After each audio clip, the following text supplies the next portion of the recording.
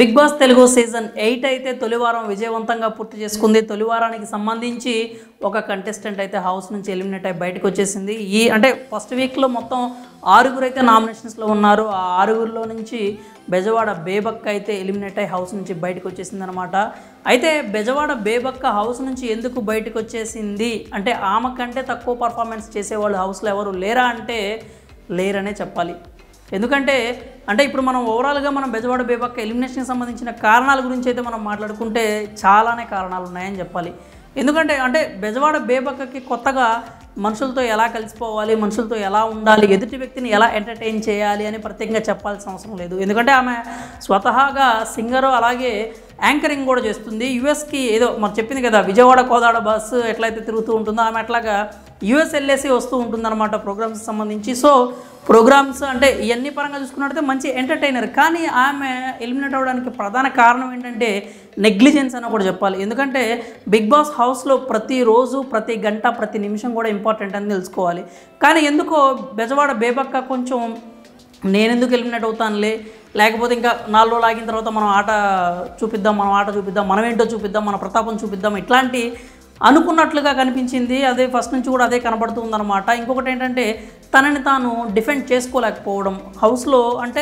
సోనియా లాంటి వాళ్ళు కావచ్చు, లేకపోతే ఎవరున్నా కానీ కంటెస్టెంట్స్ ఎవరైనా కానీ తనను ఒక మాట అన్నప్పుడు ఆవిడ డిఫెండ్ చేసుకోవడానికి ఎక్కువ ప్రయత్నాలు అయితే చేసినట్టు ఎక్కడా కనిపించలేదు. తప్పు ఒప్పు పక్కన పెట్టేస్తే నీ వాయిస్ని నీ పాయింట్ని నువ్వైతే బిగ్ బాస్ హౌస్లో ఉన్నప్పుడు ఖచ్చితంగా వినిపించాల్సి ఉంటుంది. కానీ ఆ విషయంలో మాత్రం బెజవాడ బేబక్క అయితే కొంచెం లైట్ తీసుకున్నట్టుగా కనిపించింది. అదే రీజన్స్ కూడా చెప్పారు కదా, ఏదైనా కానీ టైం వచ్చినప్పుడు చూద్దాము, అదే దగ్గరకు వచ్చిన తర్వాత ఏదైతే ముడుం మీదకి వచ్చిందంటారు చూసారా, అట్లా వచ్చిన తర్వాతే దాని పని చూద్దాము అన్నట్లుగా ఆవిడ ఐడియాలజీ అయితే బిగ్ బాస్ హౌస్లో ఉంది అని చెప్పి తోటి కంటెస్టెంట్స్ కూడా చెప్తూనే ఉన్నారు. ఆ రీజన్ మీద ఆవిడని నామినేట్ చేయడం కూడా జరిగింది. ఇంకా ప్రధాన కారణాల్లో సోనియా కూడా ఒక రీజన్ అని చెప్పాలి. ఎందుకంటే సరదాగా స్టార్ట్ అయిన కన్వర్జేషన్ బెజవాడ బేబక్క నామినేషన్స్లోకి వెళ్ళేదాకా చేసిందనమాట. ఆ కుక్కర్కి సంబంధించి మా ఆకలంటే నీకు ఎందుకంత నిర్లక్ష్యం అన్నట్లుగా ఆమె అన్న ఒక స్టేట్మెంట్, అది తర్వాత అందరికి కూడా ట్రిగర్ అయిందనమాట. నిజమే కదా, మేము ఆకలితో కూర్చుంటే బెజవాడ బేబక్క మమ్మల్ని పట్టించుకోలేకుండా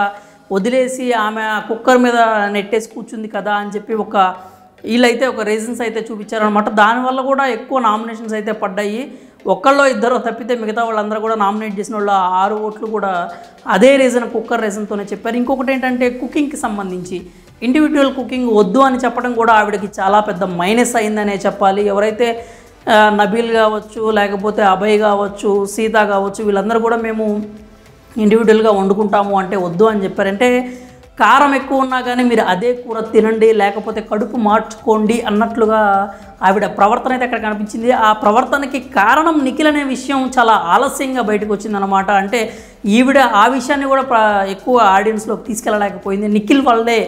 నిఖిల్ వల్లే నేను అలాంటి డెసిషన్ తీసుకున్నాను, నిఖిల్ వల్లే కూరలో కారం ఎక్కువైంది, నిఖిల్ వల్ల ఇండివిజువల్ కుకింగ్ చేయడానికి వీలు లేకుండా పోయింది అనే ఒక విషయాన్ని ఆడియన్స్లో కావచ్చు, హౌస్ మేట్స్ దగ్గరకు కావచ్చు బెజవాడ బేబక్క తీసుకెళ్లడంలో ఖచ్చితంగా విఫలమైంది అనే చెప్పాలి. ఆ ఫెయిల్యూర్ అనేది ఆవిడ ఫస్ట్ వీక్లోనే ఇంటి నుంచి బయటకు వచ్చేలాగా చేసిందనమాట.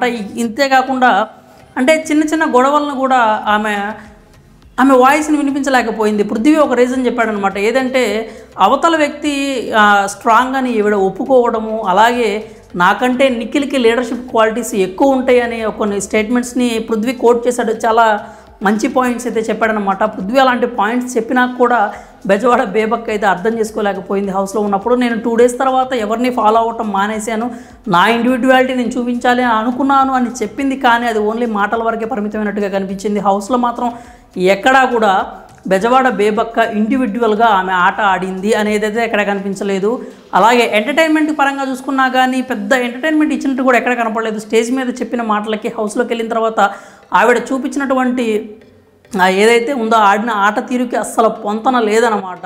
స్టేజ్ మీద వరకు బాగానే డైలాగులు చెప్పింది, స్టేజ్ మీద వరకు బాగానే ఎంటర్టైన్ చేసింది. కానీ హౌస్లోకి వెళ్ళేసరికి మాత్రం ఆ ఎంటర్టైన్మెంట్ అనేది మిస్ అయింది. అలాగే తన ఇండివిజువాలిటీని కూడా కోల్పోయినట్టుగా కనిపించింది. ఒకళ్ళ మీద డిపెండ్ అయినట్లు, ఒకళ్ళని గుడ్డిగా ఫాలో అయినట్లు బాగా కనిపించింది.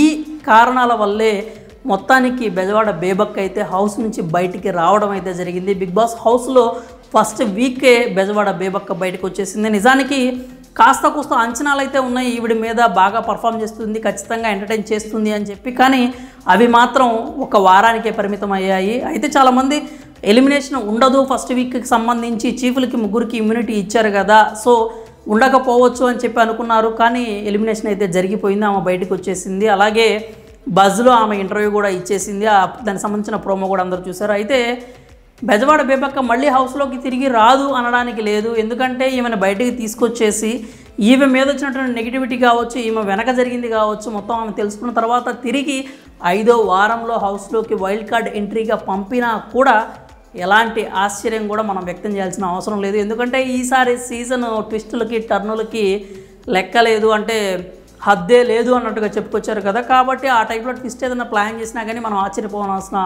అవసరం లేదనమాట. మరి బెజవాడ బేబక్క ఎందుకు ఎలిమినేట్ అయిందని మీరు అనుకుంటున్నారో మీ అభిప్రాయాలను అయితే కామెంట్స్ రూపంలో తెలియజేయండి.